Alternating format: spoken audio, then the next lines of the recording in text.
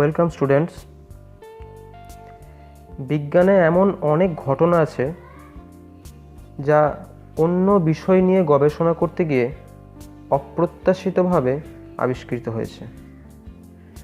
তেজস্ক্রিয়তা হলো এমনই একটা ঘটনা।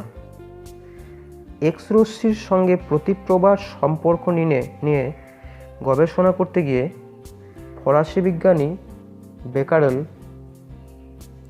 1896 খ্রিস্টাব্দে তেজস্ক্রিয়তা আবিষ্কার করেন। পরমাণুর নিউক্লিয়াস চ্যাপ্টারে এই তেজস্ক্রিয়তাই আমাদের আজকের ক্লাসের আলোচ্য বিষয়। তো চলো শুরু করে যাক আজকের ক্লাস।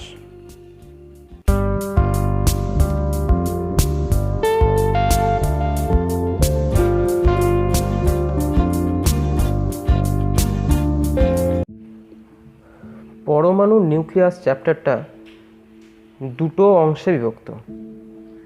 প্রথম অংশ তেজস্ক্রিয়তা বা রেডিও অ্যাক্টিভিটি এবং দ্বিতীয় অংশ নিউক্লিয় শক্তি। তো আজ আমরা আজকের ক্লাসে প্রথম অংশ তেজস্ক্রিয়তা বা রেডিও অ্যাক্টিভিটি সম্বন্ধে আলোচনা করছি। প্রথমে আমরা জানব তেজস্ক্রিয়তা কী।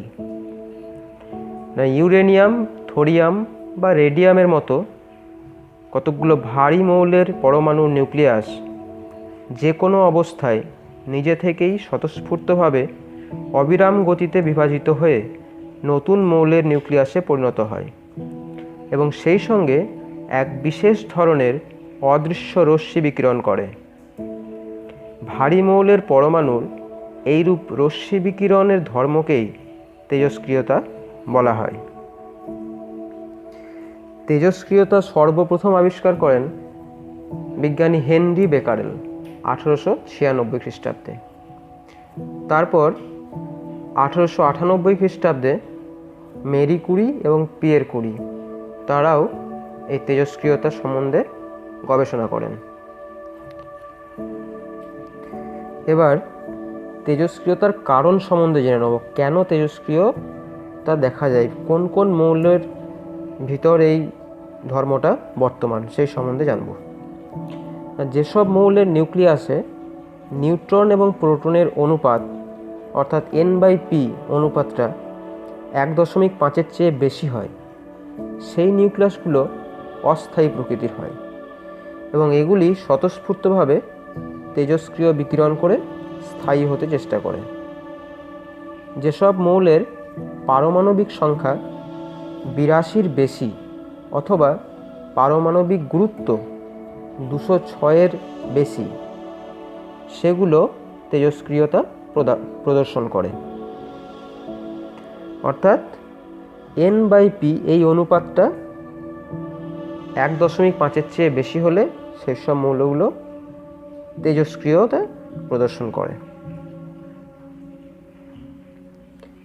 এবার তেজস্ক্রিয়তার কিছু বৈশিষ্ট্য সম্পর্কে আলোচনা করব। প্রথম বৈশিষ্ট্য হচ্ছে যে তেজস্ক্রিয়তা হচ্ছে একটা নিউক্লিয় ঘটনা। অর্থাৎ পরমাণু যে দুটো অংশ, একটা নিউক্লিয়াস আর একটা বাইরের ইলেকট্রন মহল, তো এই তেজস্ক্রিয়তার সাথে বাইরের ইলেকট্রন মহলের কোনো সম্পর্ক নেই।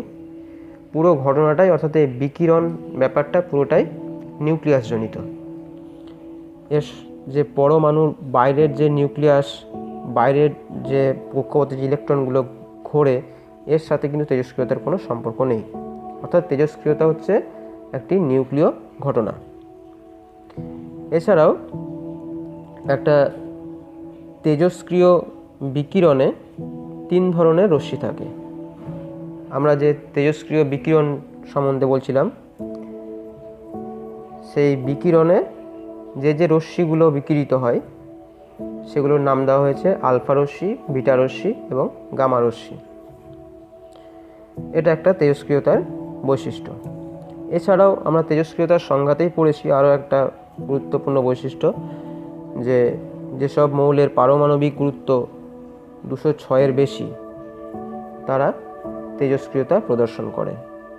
মেনলি পারমাণবিক সংখ্যাটাই এখানে ফ্যাক্টর হয়ে দাঁড়ায়। তো এরপর আরও একটা গুরুত্বপূর্ণ বৈশিষ্ট্য, সেটা হচ্ছে তেজস্ক্রিয়তা মানে হচ্ছে একটা নিউক্লিয়াসের ভেঙে যাওয়া। এর ফলে একটা সম্পূর্ণ একটা নতুন মৌল জন্ম নেয়। অর্থাৎ তেজস্ক্রিয়তা একটি নিউক্লিয়াসের ভাঙন বা বিঘটন, যার ফলে একটা নতুন ধর্মবিশিষ্ট সম্পূর্ণ নতুন মৌল জন্ম নেয়। এইগুলো হচ্ছে তেজস্ক্রিয়তার বৈশিষ্ট্য। এবার একটা তেজস্ক্রিয় বিকিরণে কোন কোন রশ্মি নির্গত হয়, যেগুলো আমরা বৈশিষ্ট্যতেই বললাম, তো সেইগুলোর প্রকৃতি সম্বন্ধে আলোচনা করব।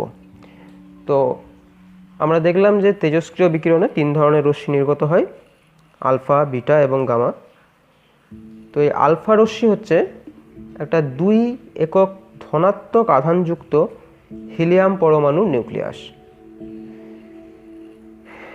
আর অবশ্যই এটা ধনাত্মক আধান, যার পারমাণবিক সংখ্যাটা হচ্ছে 2 একক এবং ভর সংখ্যাটা হচ্ছে 4 একক। একটা হিলিয়াম পরমাণুর পারমাণবিক সংখ্যা এবং ভর সংখ্যার সঙ্গে সমান। প্রতিটি আলফা কণাই 2 প্রোটন এবং 2 নিউট্রন দ্বারা গঠিত। এবার বিটা রশ্মি। বিটা রশ্মির প্রকৃতি কি না, বিটা রশ্মি হচ্ছে উচ্চ শক্তিসম্পন্ন ঋণাত্মক তড়িৎগ্রস্ত ইলেকট্রন কণার স্রোত। অর্থাৎ বিটা রশ্মির আধান নেগেটিভ, ইলেকট্রনের আধানের সমান। আর গামা রশ্মি কি না, গামা রশ্মি কিন্তু কোনো চার্জ নেই। গামা রশ্মি হচ্ছে একটা তড়িৎচুম্বকীয় তরঙ্গ, যার তরঙ্গ দৈর্ঘ্য অতি ক্ষুদ্র। অর্থাৎ গামা রশ্মি হলো অতি ক্ষুদ্র তরঙ্গ দৈর্ঘ্য বিশিষ্ট একটি তড়িৎচুম্বকীয় তরঙ্গ। এই গামা রশ্মিটা আলফা বা বিটা রশ্মি বেরোনোর পর গামা রশ্মি নির্গত হয়। মনে রাখবে, আলফা, বিটা, গামা একসাথে কখনোই নির্গত হয় না।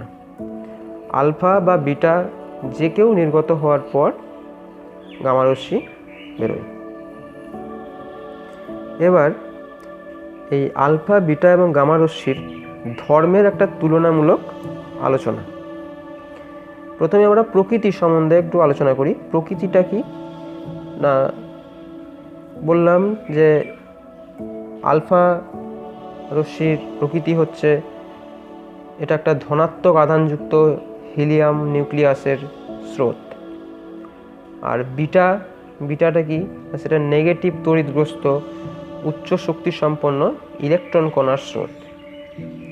আর গামা রশ্মি হচ্ছে উচ্চ শক্তি সম্পন্ন তড়িৎচুম্বকীয় তরঙ্গ। এবার এদের আধান সম্বন্ধে। আধান কি না, আলফা রশ্মির আধান হচ্ছে ধনাত্মক, এবং যেহেতু আলফাটা হচ্ছে 2 প্রোটনের সম্মিলিত রূপ, তাই এর আধান হবে 3.2 × 10⁻⁻19 কুলম। আর বিটা তো একটা ইলেকট্রনের যার চার্জ সেটাই হবে, অর্থাৎ -1.6 × 10⁻⁻19 কুলম। আর গামা রশ্মি নিস্তড়িত, গামা রশ্মির কোনো চার্জ নেই। ভর, আলফা রশ্মির ভর হচ্ছে 6.64 × 10⁻⁻17 কিলোগ্রাম। বিটা রশ্মির ভর 9.1 × 10⁻31 কিলোগ্রাম। আর গামা রশ্মির কোনো ভর নেই, কারণ এটা তড়িৎচুম্বকীয় তরঙ্গ। এবার খুব ইম্পর্ট্যান্ট একটা ধর্ম, সেটা হচ্ছে ভেদন ক্ষমতা। এটা প্রশ্ন হয় যে ভেদন ক্ষমতার নিরিখে আলফা, বিটা রশ্মি এবং গামা রশ্মিগুলোকে সাজাতে বলা হয়। তো জেনে রাখবে, সবচেয়ে ভেদন ক্ষমতা কম হচ্ছে আলফা রশ্মি, বিটা রশ্মির বেশি, এবং গামা রশ্মির তার চেয়েও বেশি। অর্থাৎ সবচেয়ে বেশি ভেদন ক্ষমতা হচ্ছে গামা রশ্মির, তার থেকে কিছুটা কম হচ্ছে বিটা রশ্মির এবং সবচেয়ে কম হচ্ছে আলফা রশ্মি। এবার আমরা আয়নায়ন ক্ষমতার নিরিখে আলফা, বিটা এবং গামা রশ্মির ধর্মের তুলনা করব। তো আয়নায়ন করার ক্ষমতা সবচেয়ে বেশি হচ্ছে আলফা রশ্মি এবং বিটা রশ্মির মাঝারি মানের, আর গামা রশ্মির খুবই কম। অর্থাৎ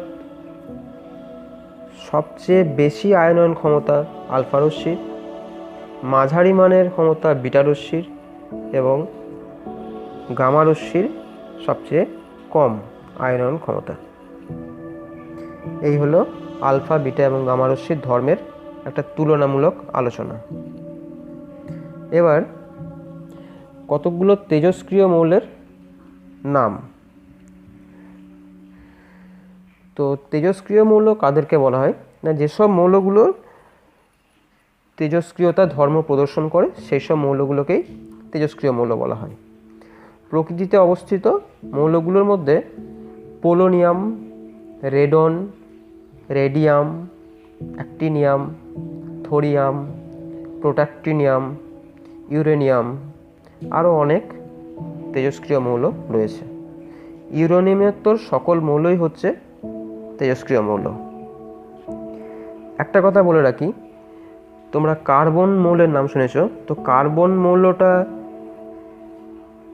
তেজস্ক্রিয় নয়, কিন্তু কার্বনের একটা আইসোটোপ সেটা কিন্তু আবার তেজস্ক্রিয়। তাই একটা কথা বলা উচিত, খুব ভালো একটা কথা, সেটা হচ্ছে তেজস্ক্রিয়তা কোনো নির্দিষ্ট মৌলের বৈশিষ্ট্য নয়, বরং কোনো মৌলের নির্দিষ্ট আইসোটোপের বৈশিষ্ট্য।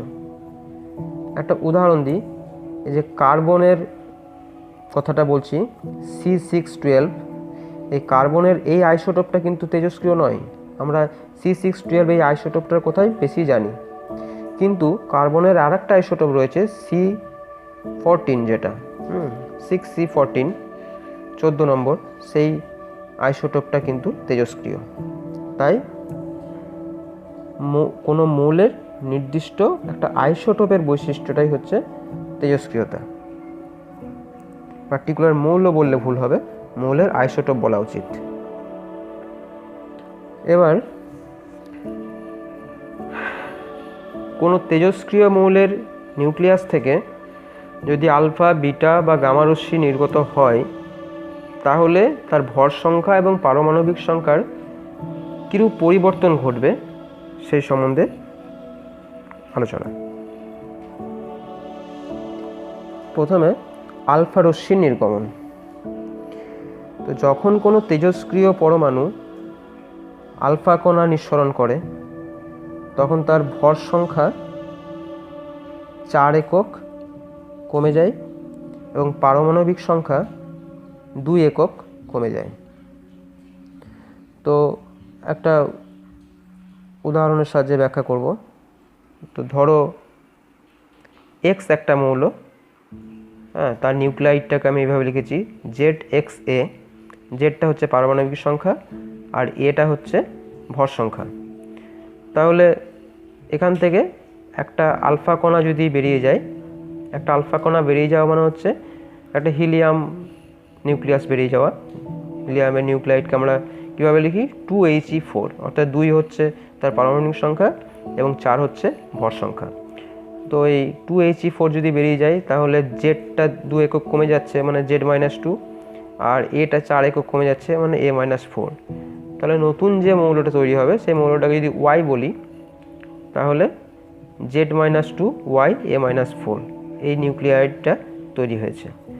তো একটা আমাদের তেজস্ক্রিয় মৌলের উদাহরণ নিয়ে ব্যাখ্যা করি। তো ধরো ইউরেনিয়াম মৌল, ইউরেনিয়ামের নিউক্লাইডকে কীভাবে লিখি আমরা, না 92U238, অর্থাৎ ইউরেনিয়ামের পারমাণবিক সংখ্যা হচ্ছে 92 এবং ভর সংখ্যা হচ্ছে 238।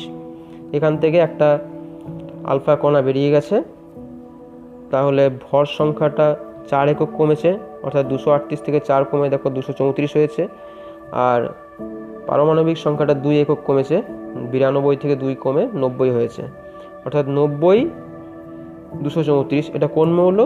এটা হচ্ছে থোরিয়াম, TH, অর্থাৎ 90 TH 234 এই মৌলে পরিণত হয়েছে। এবার বিটা রশ্মি নির্গমন। যখন কোনো তেজস্ক্রিয় পরমাণু বিটা কণা নিঃসরণ করে তখন তার ভর সংখ্যা একই থাকে, কোনো পরিবর্তন হয় না, কিন্তু পারমাণবিক সংখ্যাটা 1 একক বেড়ে যায়। এটা আমরা উদাহরণের সাহায্যে দেখব। ধরো পি হচ্ছে একটা মৌল, তেজস্ক্রিয় মৌল, যার পারমাণবিক সংখ্যা Z এবং ভর সংখ্যা A। তাহলে এখান থেকে যদি একটা বিটা কণা বেরিয়ে যায়, মানে একটা ইলেকট্রন বেরিয়ে যাওয়া, তো একটা ইলেকট্রনের তোমার ইলেকট্রনকে কীভাবে লেখা হয়? -1 E0। তো -1 বেরিয়ে যাওয়া মানে হচ্ছে তোমার নিচে যে জেডটা সেটা 1 একক বেড়ে যাবে, আর উপরে এটা অর্থাৎ ভর সংখ্যাটা একই থাকবে। হ্যাঁ, অর্থাৎ যে আমরা যে আগে কার্বনের একটা উদাহরণ নিয়েছিলাম C614, সেখান থেকে যদি একটা বিটা কণা বেরিয়ে যায়, তাহলে ওই যে নিচে 6 একক পারমাণবিক সংখ্যা সেটা 1 একক বেড়ে যাবে, অর্থাৎ 6 + 1 মানে 7 হয়ে যাচ্ছে, আর উপরের যে 14 ভর সংখ্যা সেটা অপরিবর্তিত থাকবে, সেটা চেঞ্জ হবে না। অর্থাৎ C614 এই কার্বনের আইসোটোপটা থেকে যদি একটা বিটা কণা বেরিয়ে যায় তাহলে 7N14 এই নতুন নিউক্লিয়াসটা তৈরি হবে। এবার গামা রশ্মি নির্গমন। গামা রশ্মি নির্গমন হলে কি হয়? কোনো তেজস্ক্রিয় পরমাণু আলফা বা বিটা বেরিয়ে গেলে নিউক্লিয়াসটা উত্তেজিত অবস্থায় থাকে, তখন নিউক্লিয়াসটিকে সুস্থিত অবস্থায় আনার জন্য আরও একটা রশ্মি বেরিয়ে যায়, সেটাই হচ্ছে গামা রশ্মি। এই গামা রশ্মি নির্গত হলে পরমাণুর ভর সংখ্যা বা পারমাণবিক সংখ্যা কোনোটারই পরিবর্তন ঘটে না, দুটোই অপরিবর্তিত থাকে। এটাই হচ্ছে তোমার আলফা, বিটা এবং গামা রশ্মি বেরিয়ে গেলে যে নতুন মৌলের নিউক্লিয়াসে পরিণত হয় তার পারমাণবিক সংখ্যা এবং ভর সংখ্যার কীরকম কী পরিবর্তন হয় সেই সম্বন্ধে আলোচনা। এবার এই তেজস্ক্রিয় পদার্থের সক্রিয়তা কী সেটা দেখব। কোনো তেজস্ক্রিয় পদার্থ থেকে প্রতি সেকেন্ডে যতগুলো তেজস্ক্রিয় পরমাণু বিঘটিত হয় তাকে ওই পদার্থের সক্রিয়তা বলা হয়। এই তেজস্ক্রিয় পদার্থের সক্রিয়তা মাপার কতগুলো একক রয়েছে। এককগুলো হচ্ছে বেকারেল, কুরি, রাদারফোর্ড। বেকারেলকে BQ দ্বারা লেখা হয়, কুরিকে CI দ্বারা লেখা হয় এবং রাদারফোর্ডকে RD দ্বারা লেখা হয়। এগুলো হচ্ছে তেজস্ক্রিয়তা পরিমাপের একক। এবার লাস্ট যে পয়েন্টটা সেটা হচ্ছে তেজস্ক্রিয়তার ব্যবহার। চিকিৎসা ক্ষেত্রে তেজস্ক্রিয়তার সবচেয়ে বেশি ব্যবহার দেখা যায়, সেটা হচ্ছে বিভিন্ন রোগ, যেমন সবচেয়ে ইম্পর্ট্যান্ট হচ্ছে ক্যান্সার রোগের চিকিৎসায় এই তেজস্ক্রিয়তাকে কাজে লাগানো হয়। সাধারণত